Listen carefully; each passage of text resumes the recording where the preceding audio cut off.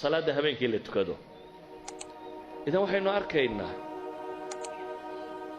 in dunida la bedelo culayska ay leedahay waxa kaa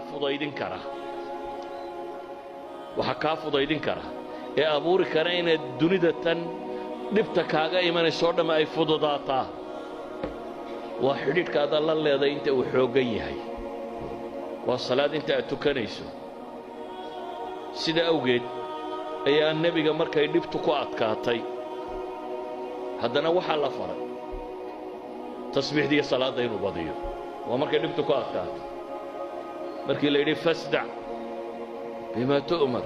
waarid can ilmushrik ku dhawaaq baa ilahay yidhi wixii lagu faray qoladan gaaleed ee ilaahay dafirtay iyo kuwan mustahzi'iinta iyo waxaasoo dhan kaaga filan ilaahay wuxuu leeyahay walaqad naclamu annaka yadiiqu sadruka bima yaquuluun waa ognay baa ilaahay yidhi in laabtaadu inay cidhiidhiyami doonto waxay kugula hadlayaan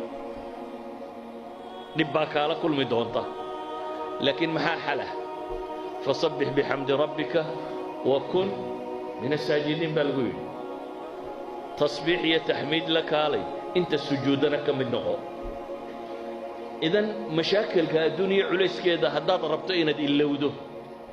haddaad rabto inay kaa dulqaadanto albaabka rabbi garaac baa la leeyahay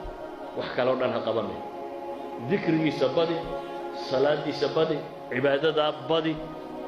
sawgeed baa ilaahay qur-aanka wuxuu ina leeyahay ma nebigoo qura ah maya waa dhammaan yaa ayuha aladiina aamanuu istaciinuu biالصabri والصلاة إن الله مع الصابرين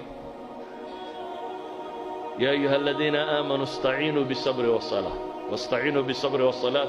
وإنها لكبيرة إلا على الخاشعين لبدا آيات سورة البقرة كجاء إلهي وحلي كوة إيمانك لغاها ليو dhibtu markay idinku timaado waxaad kaalmaysataan sabir